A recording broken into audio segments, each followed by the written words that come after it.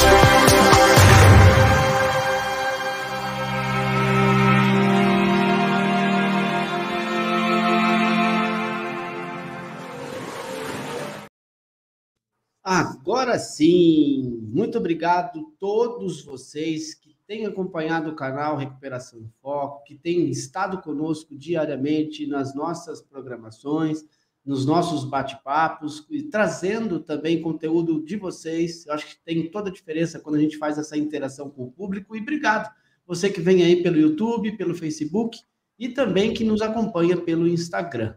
E hoje, Marcos Vinícius Ferreira, um baita de um adicto, e aí eu quero deixar para ele.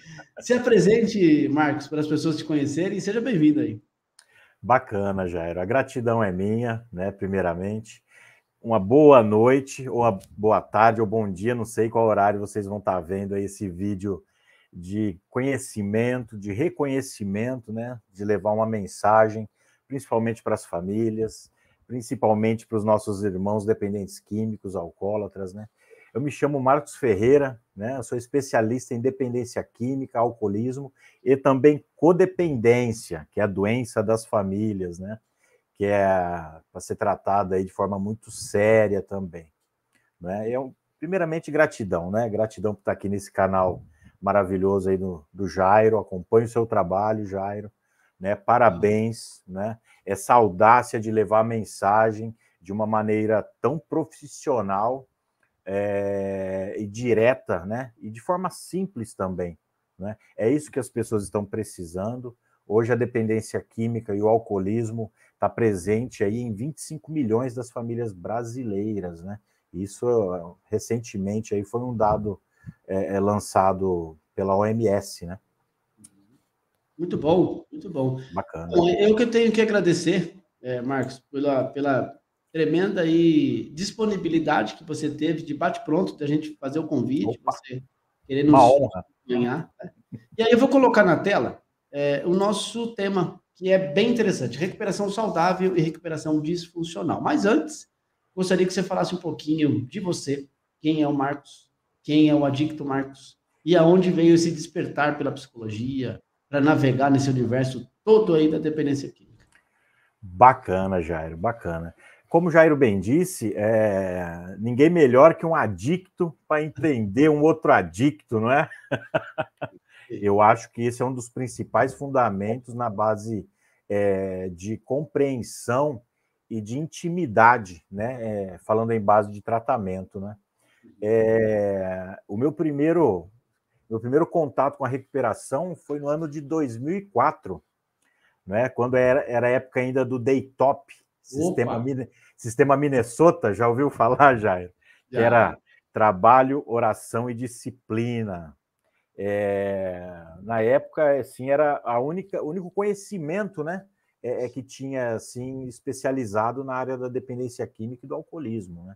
Que era o tripé, o famoso tripé, né? Foi meu primeiro contato até com a espiritualidade, né? Eu venho de uma família muito honesta, muito centrada, não é? Mas sem contato com espiritualidade. Então, para mim foi aquela inundação de informação, né? Como eu vou parar de usar droga? Como eu vou ter esse contato consciente com o meu poder superior, né? Que no caso é um Deus, né? Unânime, né? Foi a primeira vez que eu tive o meu contato com os meus sentimentos, né? Com os meus pensamentos, porque a droga já tinha, já estava na obsessão e compulsão há alguns anos, né? Então, a partir daí, eu ingressei nessa base de conhecimento. Porque o que veio na minha cabeça? Eu preciso saber o que é essa doença que eu tenho, o que isso está fazendo comigo, o que isso está fazendo com a minha família, e como eu devo lidar com isso para sair, né, dessa adicção ativa, né, desse movimento negativo, né, que tanto eu quanto outros adictos e várias famílias, né, sofreram todo esse processo, né, de humilhação, de traumas, de vergonha, né, de rejeição. E assim, foi duro para mim, foi duro. Duro. Olha, bati marreta, hein? É que nem eu falo, eu sou aquele adicto lapidado a machado, Jairo. Né? Eu identifico. Identifica, né? E assim, eu segui minha vida, não é? Eu sempre trabalhei na área como autônomo, né? Empresário, digamos assim, e digamos que eu não estava feliz, não era aquilo, não é? Entrou a pandemia também, eu quebrei, eu tive que lidar também com vários sentimentos de frustração, não é? E eu dou graças a Deus por esse estudo, por essa entrega à recuperação, não é? Que foi o que me manteve lúcido para encarar um momento de queda, um momento de queda financeira, queda psicológica, não é? Problemas familiares que engloba tudo, não é? E foi aonde que eu decidi realizar um sonho, né? Eu já tinha trabalhado em algumas comunidades lá no passado como terapeuta, e eu revivi isso, e foi a melhor escolha que eu tive, sabe? Porque eu vi, né, que a minha recuperação estava já de uma forma muito mecânica também, né? E tempo limpo não é patente para ninguém, né, Jair? A gente sabe disso, né? Assim, então é só gratidão, né? Eu me reencontrei de novo com o meu poder superior, porque até na parte da espiritualidade eu estava nem mecânico, né? Eu entrei naquela fase tipo, deixa, eu preciso resolver, e cadê Deus na história, né? Hoje, graças a Deus, aí eu já me reencontrei com ele de novo, fiz as pazes, né? E estamos aí fazendo esse trabalho, né? Com meus pacientes, com as famílias, tem me dado um patamar assim filosófico, espiritual muito grande também, né?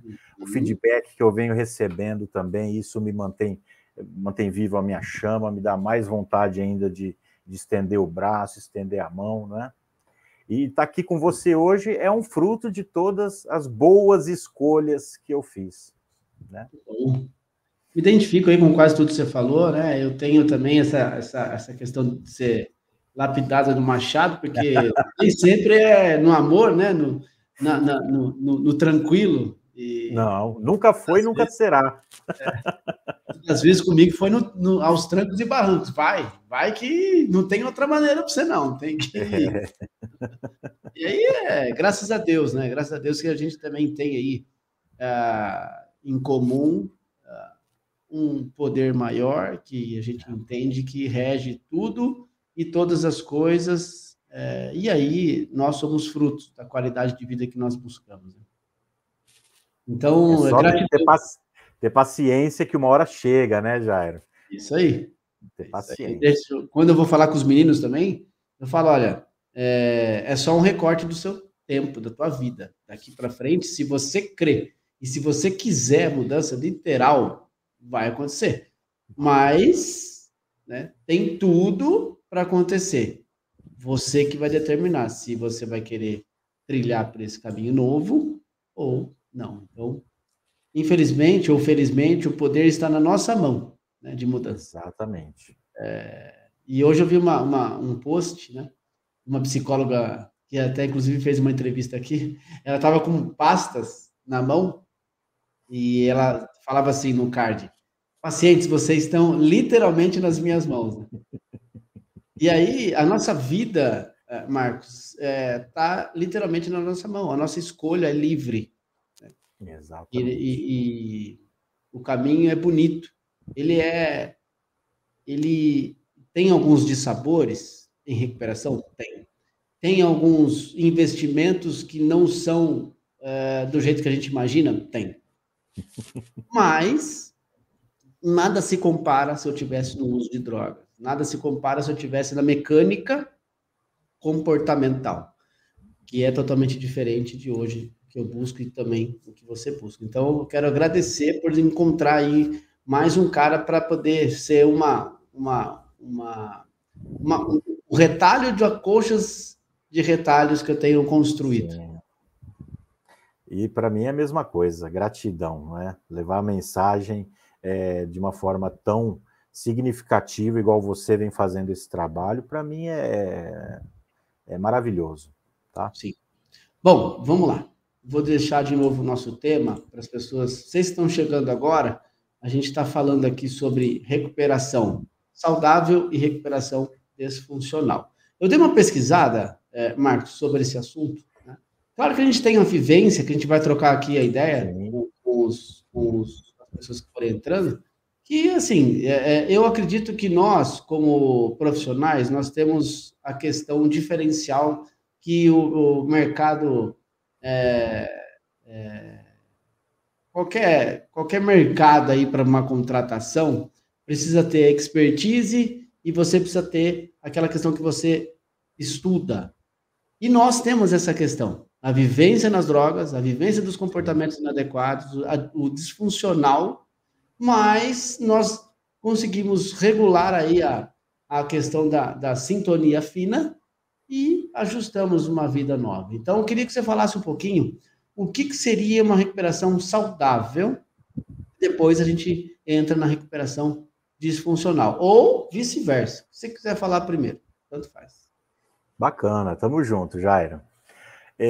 A recuperação saudável, né, o próprio nome já é sugestivo, né?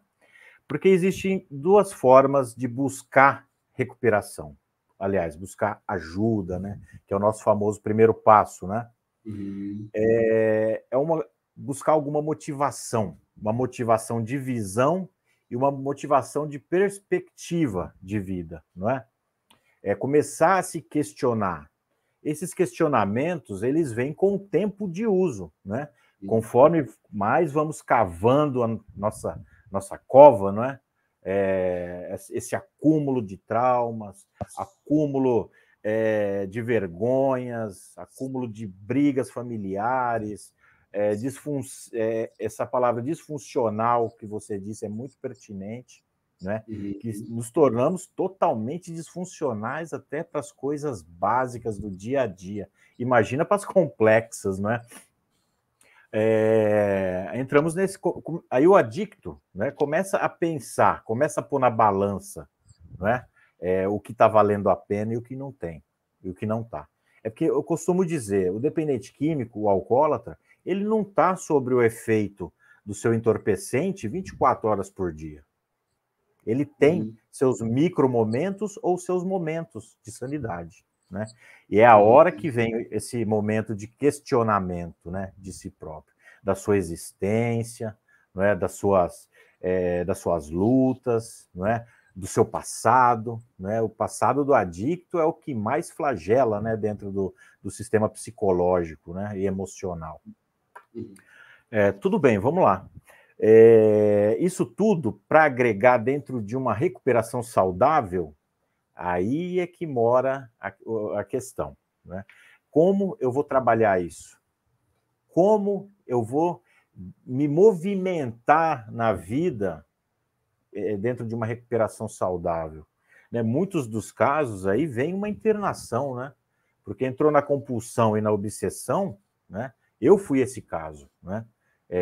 De uma intervenção, porque não tem como, vamos tratar, sendo que eu ainda tenho acesso, né, à substância. Infelizmente, não tem como. Aí é que vem, eu geralmente falo nos meus comentários, vamos tomar a parte aí, uma recuperação a partir de um tratamento, né, vamos dizer assim, né, que é a realidade da maioria, não é?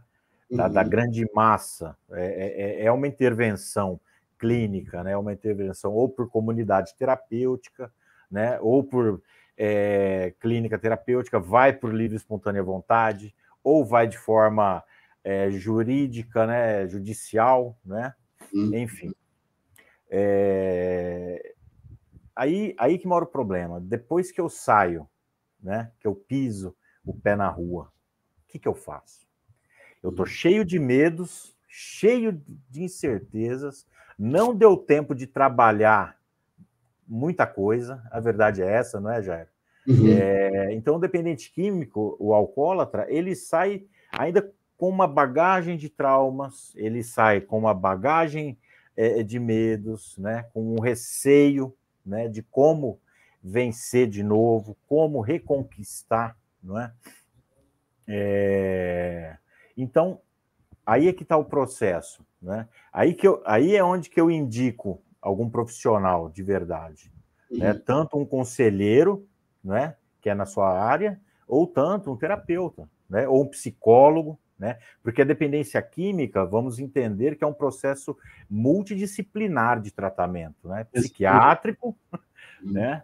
Psiquiátrico, terapêutico, que é o seu caso e o meu, né? E psicológico, né? A verdade é essa.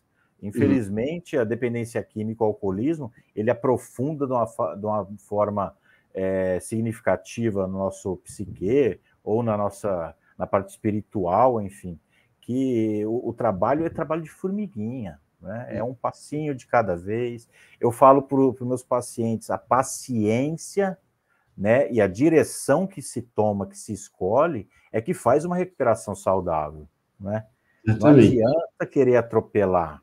Às vezes eu vou mesclar aqui a recuperação saudável com a disfuncional. Né? Deixa eu fazer só um comentário, Marcos. Vamos lá. Você está falando muita coisa bacana, e aí, nas minhas pesquisas, que daqui a pouco eu vou fazer algumas perguntas e tal, eu acredito, né, assim, como vivência de caso própria e muito mais agora, quanto profissional, atendendo tanto famílias quanto os próprios meninos que estão alta vulnerabilidade, aquela questão que estão ainda nas primeiras tentativas de tentar uma sobriedade, ou até mesmo aqueles caras que, estou há 30 internações, não aguento mais. Então, a leitura, claro, de um para o outro é diferente. Porém, o sonho ideal é igual a todos. O cara que está entrando agora num conceito de internação, o cara que está 30 internações.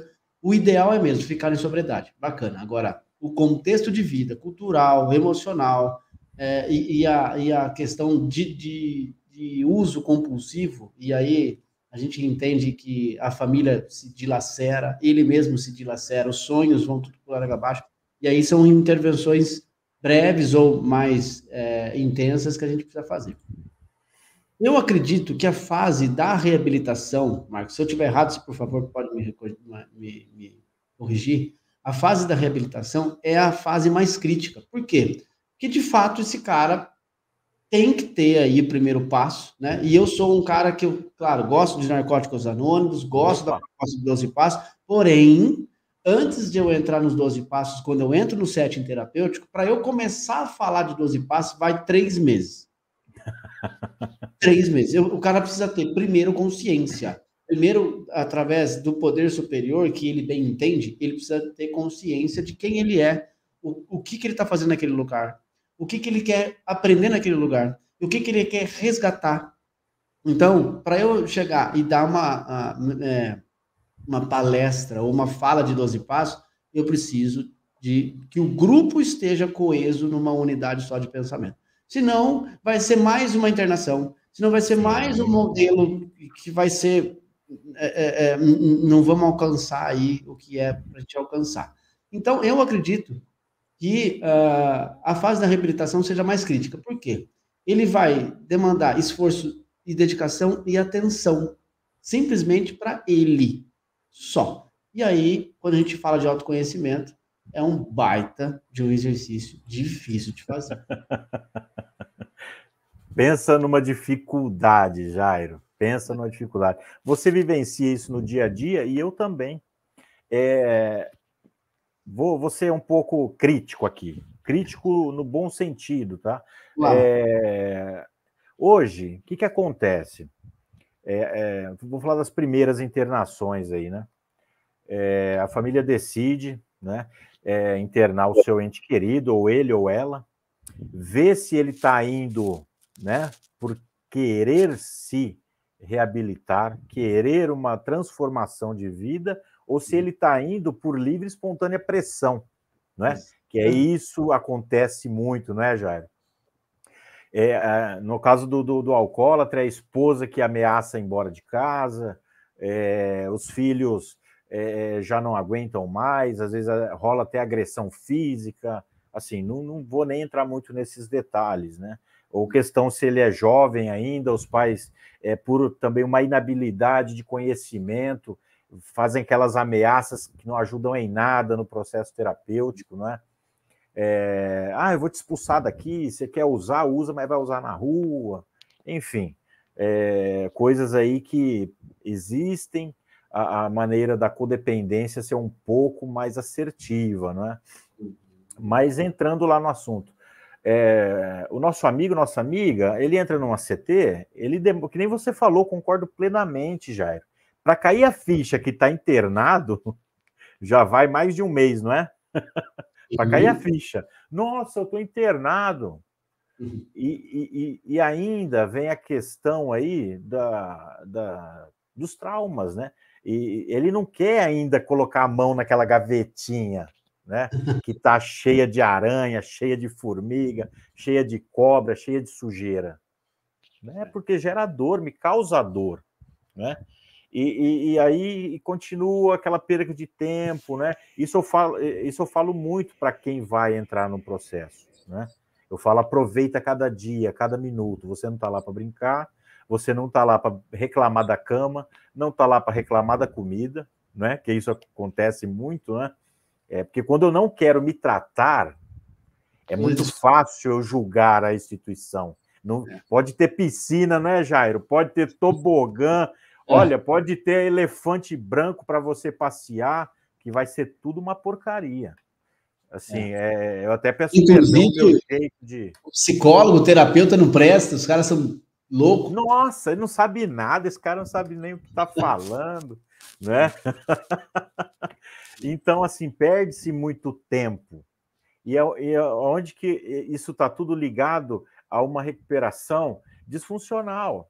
Porque a hora que cai a ficha dele, já está nos 5 meses, não é?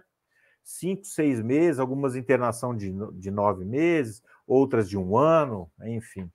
E ele sai totalmente despreparado para regressar. Né? Despreparado emocionalmente, despreparado psicologicamente, despreparado financeiramente para lidar com valores, não é? e principalmente despreparado da parte familiar aí, né? Que é o primeiro contato dependente químico com a recuperação, é a família. Porque recuperação, pisei na rua, aí você entrou em recuperação.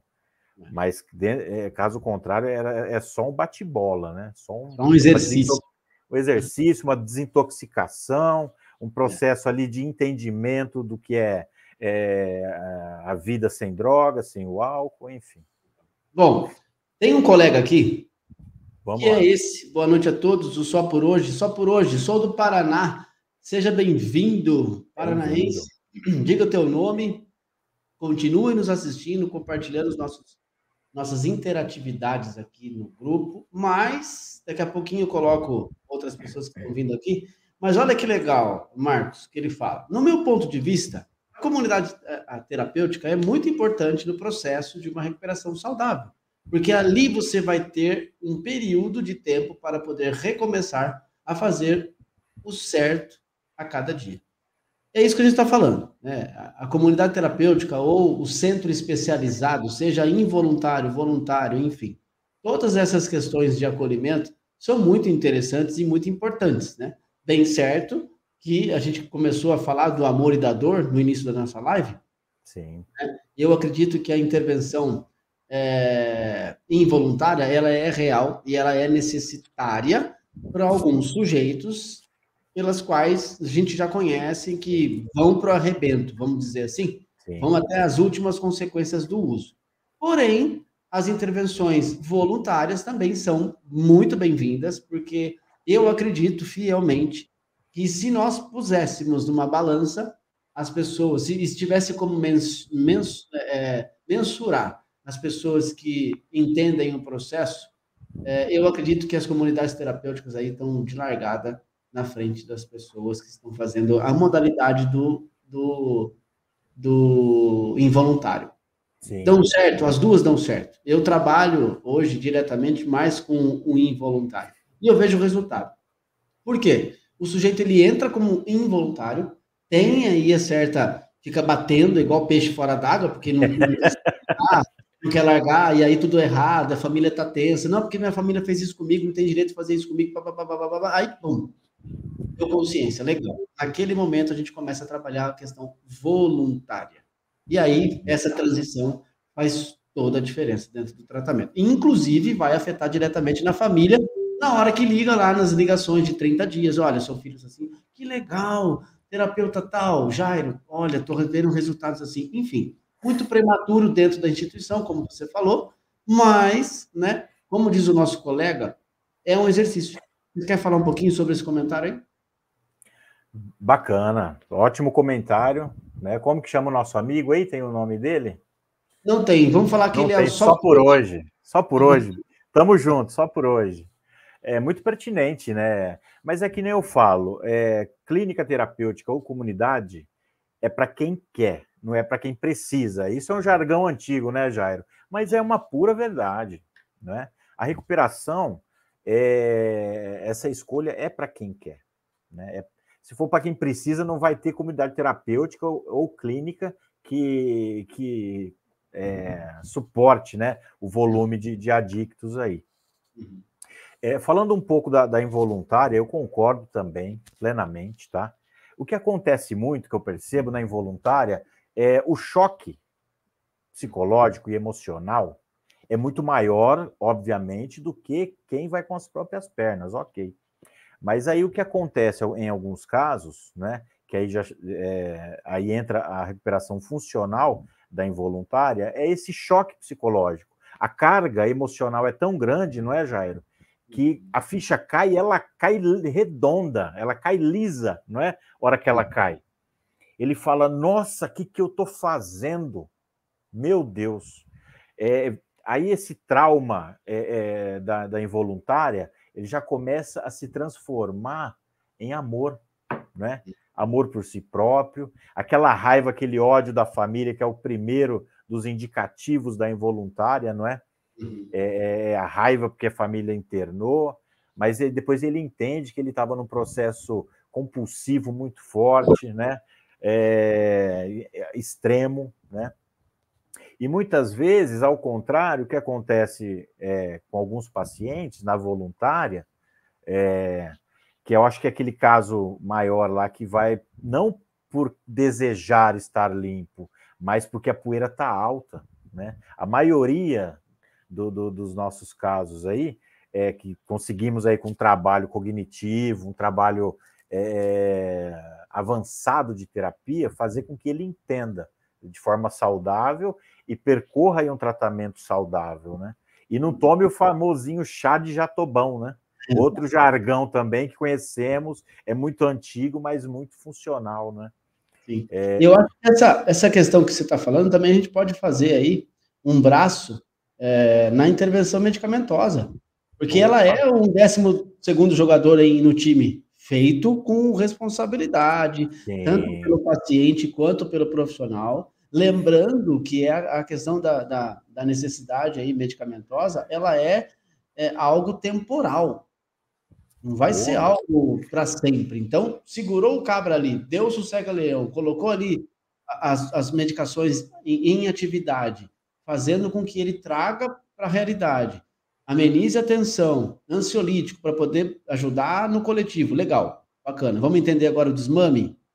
Agora, daqui para frente, funciona assim. Exatamente. E uma coisa que eu acho fundamental, uma forma de alerta para os pacientes mesmo, né? A questão desse ajuste de medicamentos com o psiquiatra, ser honesto com o seu médico, tá? Porque muitas vezes há uma negligência de informação, né? Qualquer movimento fisiológico, psicológico, que você não acha que está legal, fale para o seu psiquiatra. Por que eu digo isso, Jairo? Porque eu vejo muitos casos desse ajuste não está regulado, não está controlado. O pessoal entender o que é o papel do psiquiatra, é ajustar, né, a parte neurológica, psicológica, não é? De forma ali mais imediata, para que o tratamento não seja tão agressivo, não é? Na parte biológica, principalmente, né? Perfeito, perfeito. Bom, vamos dar alguns boa noites aqui para a galera. Bora. Tem gente que você conhece por aqui. Vamos lá. Vamos ver se o Só por Hoje fala quem que ele é aqui. Vamos ver. Meu nome é Maicon. Isso aí, Maicon. Ô, Maicon, bem-vindo, irmão. Obrigado, agradece. Tamo junto. Tamo aqui, junto. Ó, tem outra galera que você talvez conheça. A Mari, eu acessei hoje à tarde, a gente começou a falar, é uma psicóloga lá de Curitiba. Seja bem-vinda, Mari. Prazer, Mari. Conosco, compartilhe os nossos momentos, acione o sininho lá no YouTube, faz toda a diferença para que a gente possa continuar trazendo a galera aqui para poder bater um papo. Também aqui conosco tem a Luzinete. Obrigado, Luzinete, de estar aqui conosco. Gratidão, Luzinete. De sábado, bater nesse papo. E aí, talvez você conheça essa pessoa, Priscila Matos. Essa eu conheço e conheço bem. Ah, é? É a minha esposa, terapeuta também. Que legal. Priscila, já entrei em contato com ela, viu, Marcos? Ela falou que não tá, e daí eu falei assim, já se prepare para vou trazer você para cá. Então, Priscila, seja bem-vinda. Vamos fazer um bate-bola, talvez, ou vocês dois juntos, ou separados. Bacana. A gente trazer bastante conteúdo também. Seja bem-vinda. Não esqueça de acionar o sininho. E ela está festando, viu, Jairo? Ela está no encontro gastronômico aí, né, curtindo, né? E eu dei todo esse feedback para ela. Falei, vai lá, linda e maravilhosa. Isso também é resquício de recuperação, não é? Aceitação, né? Isso aí. E deixar a vida ser vida. De verdade. Legal. A vida, exatamente. O Carlos Magno. Carlos, obrigado também por estar conosco. Valeu, Carlos. Gratidão. Nos digam aí de onde vocês são, como que vocês acessaram o link da nossa live, também faz diferença. Eu sei que a gente já chegou em uma das nossas lives lá no Amazonas. Que top! Branco, que legal. No Rio Grande do Sul. Enfim. Obrigado. E aí, aqui de novo, a participação da Priscila, excelente tema. Parabéns aos profissionais. E aqui, estou aqui vendo vocês. E vamos lá. Bom, Legal. Marcos, o nosso tema ele é recheado, né? Tem algumas Muito. tendências aí, né? E Uma aí, live vai ser pouco. acho que uma parceria aí já tá É, nascendo. tamo junto, meu amigo, tamo junto.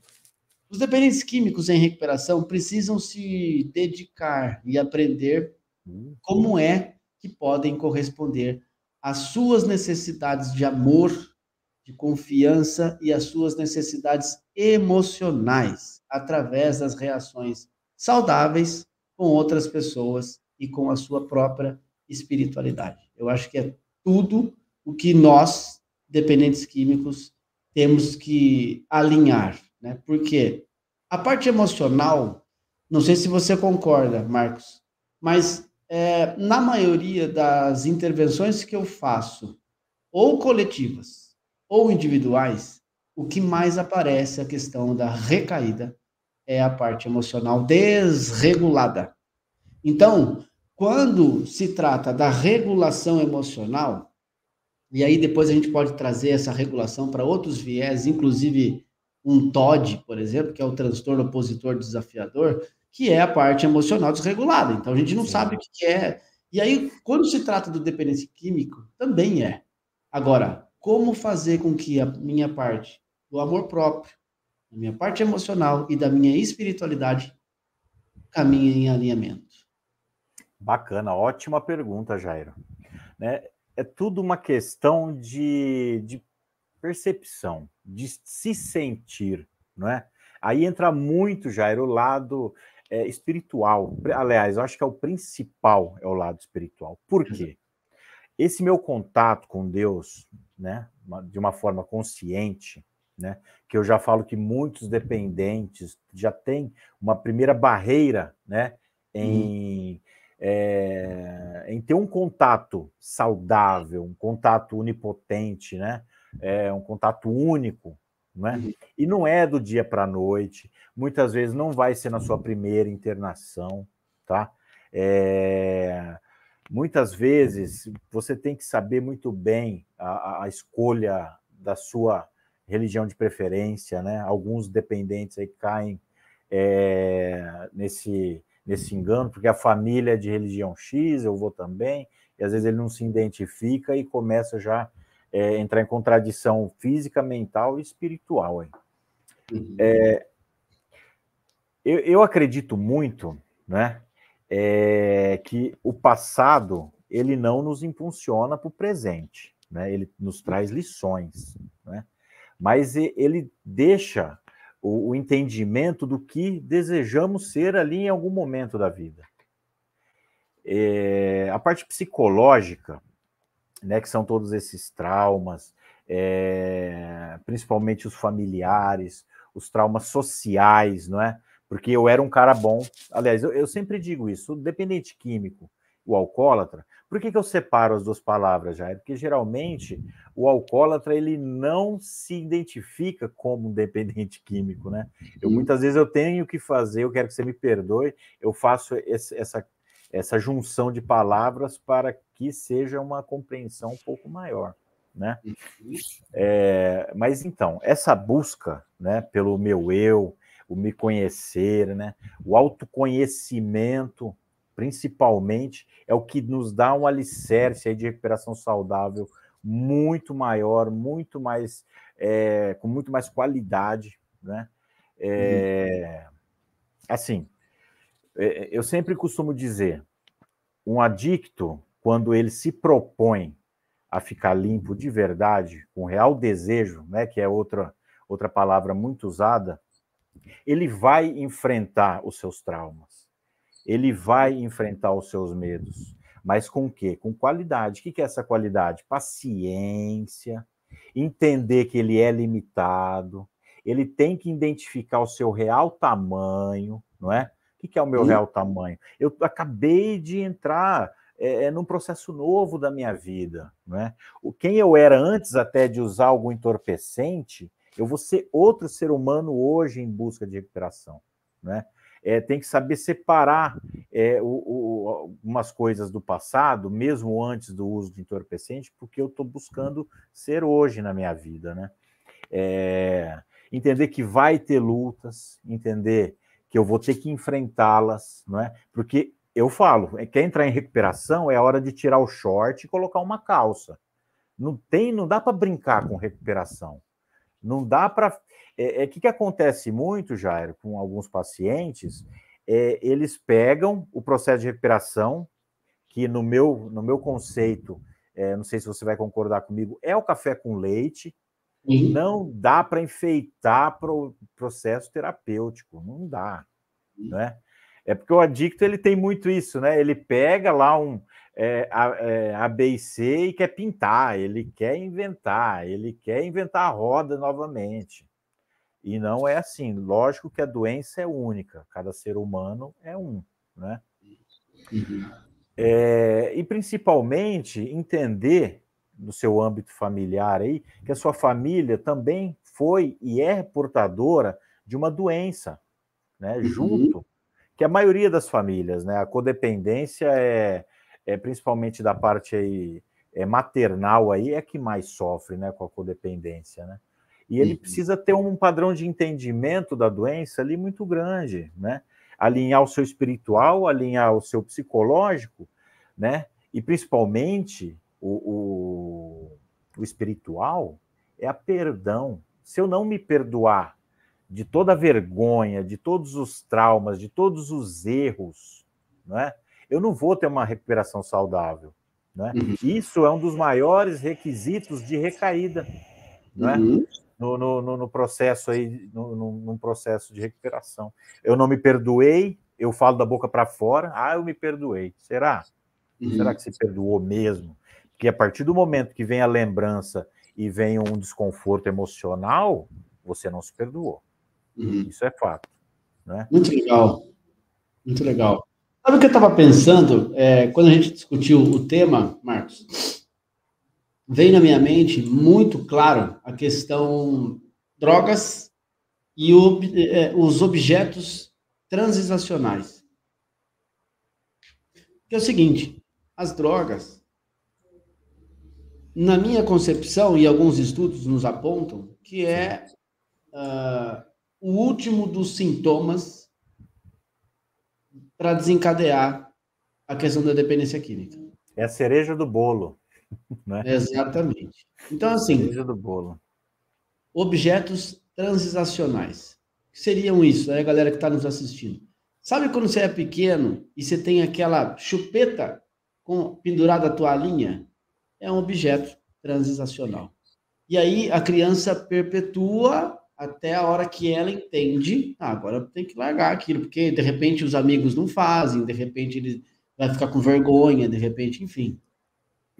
Só que a dependência química, e aí vem numa área da psicologia, fala, o excesso tem a sua falta. Então, se eu sou extremamente cuidadoso com algumas questões que não são minhas, é certo que eu vou ser extremamente descuidado com alguma coisa que é minha. Sim. É só um exemplo. Então, se no caso eu pego uma responsabilidade que é o teu carro, por exemplo, eu tenho essa responsabilidade de passar com o teu carro o final de semana. Eu tenho com você um compromisso e eu sei cuidar das coisas que não são minhas. Bem certo, em outra ponta do raciocínio, vamos supor, meu quarto, meu guarda-roupa eu deixo de arrumar. O excesso tem a sua falta. Lembrando que esses objetos transizacionais, eles desencadeiam uma certa compulsão, uma certa questão no meu comportamento, que lá na frente eu vou dar de cara com as drogas. Por quê? Os meus relacionamentos e as minhas relações com as coisas estão comprometidas, estão desfuncionais. Sim. E aí eu preciso fazer com que elas se equilibrem novamente. Então veio muito claro esse tema para a gente discutir hoje. Nossa, perfeito, Jairo, perfeito. Aí, na verdade, é que está o núcleo da dependência química, o núcleo do alcoolismo. É essa deficiência emocional, né? Eu costumo dizer, Jairo, que todo dependente químico, alcoólatra, ele é uma tacinha de cristal, fina, igual um fio de cabelo, emocionalmente, tá? Você pode perceber, existe uma disfunção emocional. Qual que é o meu critério, né, em relação a isso que você está falando? Eu não sei lidar com as minhas emoções, isso vem lá do passado, entra na adolescência, entra na fase adulta. Eu não aprendi a lidar com as minhas emoções. Dependente químico faz uma formiga virar um elefante, né? Não é verdade? Isso muito antes do primeiro uso, né? Fora uma carência paternal, uma carência familiar enorme aí, existem vários ícones aí que nós podemos debater em relação a isso. Mas voltando, eu tenho essa disfunção emocional, automaticamente essa disfunção emocional se torna uma disfunção psicológica, né? Eu não sei trabalhar meus sentimentos, eu não sei trabalhar meus pensamentos, tá? De forma funcional, e automaticamente o meu agir também vai ser disfuncional. Então, essa é a minha teoria. Eu sinto de forma disfuncional, o meu sentimento se torna pensamento, o meu pensamento é disfuncional e o meu pensamento vem a minha ação, né? Em qualquer atitude, qualquer circunstância, em uma discussão, no trânsito ou em casa, ou para resolver um problema, não é? Muitas vezes atrasos aí financeiros de contas aí faz o dependente químico transbordar de preocupação e buscar refúgio no álcool, buscar refúgio no entorpecente, não é?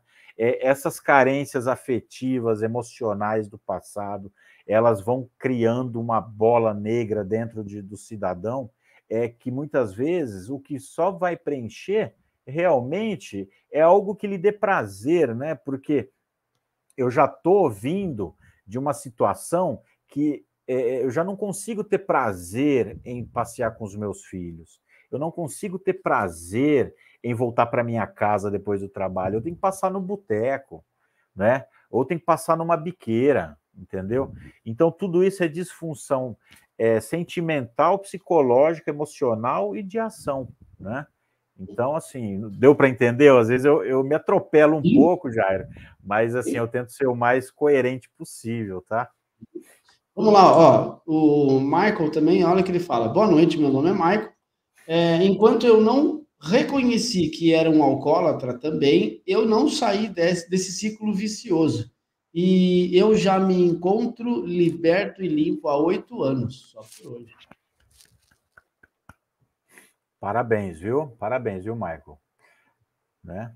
Muitas vezes a gente fala, não faz mais que obrigação, né? Mas parabéns, viu? Bom, se fosse o Padre Haroldo, eu falava, saia daqui, vá, faça o que tem que ser feito. Eu falo por mim também, não é? Se eu decidir, é uma decisão que eu tenho que honrá-la, né? Mas fora brincadeira, 8 anos limpo é uma bela graduação aí, é um espelho, né, para quem está buscando. Principalmente, não é, Jair? Falando de alcoolismo, Senhor da glória. Olha, o alcoolismo é a pior droga a ser tratada na humanidade. Isso não é o Marcos que está falando, eu acho que não é o Jairo, mas sim as estatísticas, não é? Deixa eu ver só um negócio aqui, ver se eu pego, em questão ao álcool. Opa, bacana. Você falou sobre o alcoolismo, né? De acordo com a Vigitel, em 2021, o padrão do consumo de 18,4% da população brasileira, que bebem, são os bebedores abusivos, entre os homens, esse percentual é de 25,6%. Então, de 18,4%, 25,6%. Só aí dá para a gente perceber aí o quanto é o consumo. E aí, sem a gente falar nessa questão da pandemia, que daí vem o alcoolismo feminino, que potencializou, né? Porque estava muito tempo ocioso, muito tempo dentro de casa, fazendo as coisas de uma programação diferente, né? Não posso mais trabalhar, vou ter que ficar em casa trabalhando, tá? E aí tem filho, e aí tem marido, esposa, família, não pode sair, o que a gente vai ter que fazer? E aí vem uma sucessão de coisas aí. E aí também vale a pena a gente mencionar a questão dos nossos amigos e profissionais psicólogos que entram em atividade aí muito quando a pandemia começou.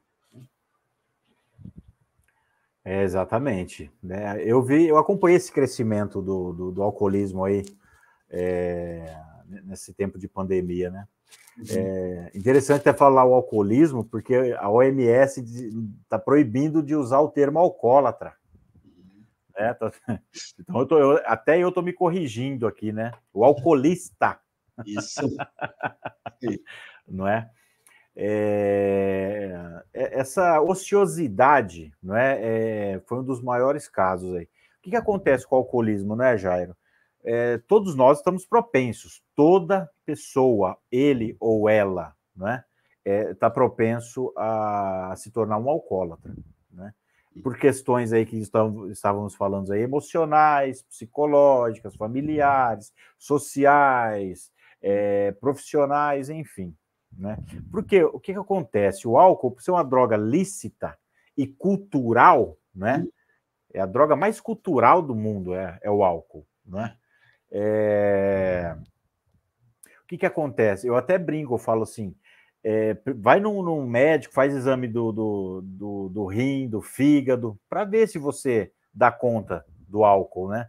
Ou eu falo para quem quer fazer uso de drogas ilícitas, vai no neurologista, para ver até que momento você suporta psicologicamente, emocionalmente e biologicamente usar droga, né? Você sabe se aguenta, porque tem pessoas que não aguentam, fazem o uso do álcool de forma desregrada e já adquirem doenças ali pesadíssimas, sabe? Falecem precocemente. Com a droga, a mesma coisa, né? A gente costuma falar aí que atravessa o espelho, né? Já viu alguém ter atravessado por uso e abuso? Então, é complicado, né? É duro até a gente comentar aqui. Mas eu já vi pessoas de 18, 19 anos com abuso literal de cannabis, com um grau muito avantajado aí de esquizofrenia. Com 18 anos.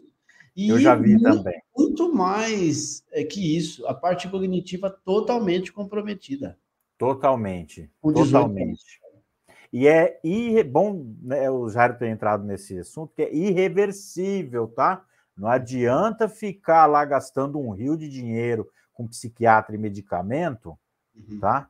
Porque o quadro, a maioria das vezes, é irreversível. Então, não dá para brincar com a droga, não dá para brincar com o álcool, enfim. Eu e o Jairo, como estamos perto, tete a tete com o dependente químico e suas famílias, eu costumo dizer isso, não brinca, gente. Não vai. Mas, voltando aí, né? O álcool é taxado a pior droga, e eu sou um dos primeiros a levantar a bandeira. Isso aí. O álcool Oi? Pode falar. É pior do que o crack. O pessoal que gosta de tomar eu costumo também dizer, estamos falando aqui do alcoolista, tá? Porque muitas vezes o pessoal fica bravo com a gente, né, Jairo? Fala aí da tacinha de vinho que toma lá, mas estamos falando aqui. Agora tem um estudo, inclusive na ABAD, Associação Brasileira de Estuda Álcool e Outras Drogas, que também podem acessar, vale a pena, tem muito material, muito conteúdo à discussão. Lá tem um card lá, um material disponível que fala essa relação, essa taça de vinho aí. E disseram no passado que uma taça de vinho fazia, mas parece que os estudos apontam outras coisas aí. Mas você tocando no assunto, antigamente era cultural essa história da taça de vinho bom para o coração, mas hoje a OMS está lá, está homologado. Não existem mais teores alcoólicos que são benéficos, não tem mais doses saudáveis, não existe, é zero. Olha só, gente, zero. Organização Mundial da Saúde. E para quem gosta de colocar um álcool dentro da comida, também tem estudos aí dizendo que 80% que você acha que vai para o vapor quando você aquece, tem bebida que 80% ainda permanece na comida. Exatamente. Tome Tanto é cuidado. que a gente aconselha os alcoólatras, em primeiro lugar, e também os dependentes químicos, a nem usar vinagre de álcool na salada. Exato. Nossa, acha que é um absurdo isso. Mas não é, gente, não dá para brincar com a doença. Memória Não é? afetiva. Eu tomo lá, porque geralmente é aquilo, ao contrário, eu quero um bombom de licor aí. Me dá um. Ele vai tomar um sorvete, ele quer aquele. Passas ao Passas ao. rum. Mas é memória eufórica, não é, Jairo? É tudo memória eufórica. São micro pensamentos que podem levar a uma recaída. Não é brincadeira, não é? Bom, estamos quase finalizando o nosso tempo, Que Marcos. pena. Agora que eu estava aquecendo. E aqui, ó, eu fiz uma outra pesquisa aqui, ó, 7 dicas de como tirar a vontade de usar drogas. Primeira delas, execute o autoconhecimento. Comece pensando o que faz você consumir as drogas. Acho que a gente já falou sobre isso aqui.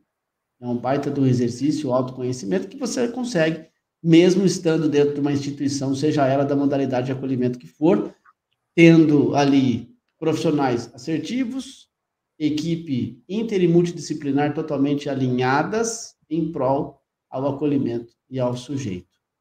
Perfeito. Reconheça a dependência. Eu reconheço que eu tive um fracasso, que eu consegui, de fato, acabar com tudo, e hoje, né, essa é a realidade, eu preciso reconhecer. Lindamente.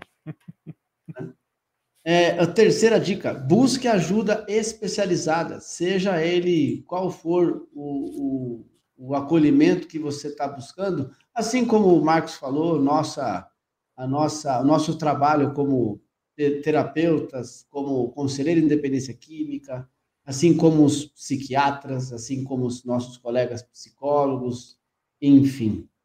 A quarta dica, pratique atividades físicas, faz todo sentido, né? Quando eu tenho aí, não é substituição de prazer, mas qualidade de vida. Sim, sim. Toda a diferença. E a atividade física, ela ativa o nosso córtex frontal aqui, né? Que é também dar essa sensação de prazer, mas não relacionado ao que eu troca por droga, mas sim o prazer positivo de uma vida saudável, que nós precisamos sentir prazer em viver novamente, né? E o esporte, a atividade física engaja nesse quesito, né? Perfeito. Expresse seus sentimentos com pessoas próximas, aquelas pessoas que talvez você tenha aí um apoio, que você consiga ver que são assertivas, né? Que faz toda a diferença também, porque a gente sabe que tem pessoas aí que pegam o que a gente fala e transformam, talvez, num algo ruim, quando se diz respeito à parte emocional, etc. Sim. Adote uma atitude de escape. Então a Bíblia nos adverte, né, que antes da atividade tem um escape. Antes de eu fazer, eu venho o meu pensamento, será que você vai fazer? Adote um escape, Exatamente. né? E aí aceite a internação hospitalar, no caso de você falar, tentei de todas as formas, não consegui, e agora eu estou aqui para poder fazer e seguir do jeito que tem que ser feito. Perfeito, perfeito. Bom, eu acho que é isso que a gente podia dar um recado aqui. Faça suas considerações, Marcos. Vão ter mais momentos aqui conosco, com certeza. Porque, na verdade, assim, a gente só aqueceu, né, Jairo? Falar de recuperação ainda nesses dois quesitos, né? Tem muita coisa ainda a ser debatida, né? Mas eu agradeço pelo dia de hoje, eu agradeço muito pelo seu convite, tá? Uma gratidão aí, tanto como profissional quanto pessoal, né? Foi um prazer conhecer você, um cara bacana, né? Um cara que é comprometido com a recuperação. Parabéns pelo seu canal, parabéns pelas suas mídias sociais, não é?